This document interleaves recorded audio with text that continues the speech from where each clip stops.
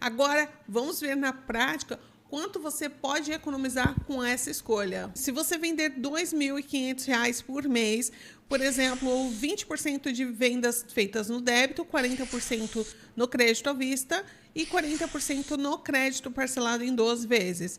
No plano Tom Pro, você pagaria R$ 190,25 em taxas.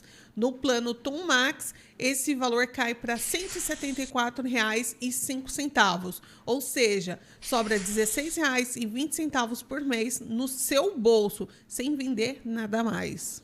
E se você faturar acima de R$ 15.000 por mês, vamos fazer outra simulação. No plano Tom Pro, as taxas chegam a R$ 1.141,50. No plano Tom Max, você paga somente R$ 979,50. Uma economia de R$ 162 por mês.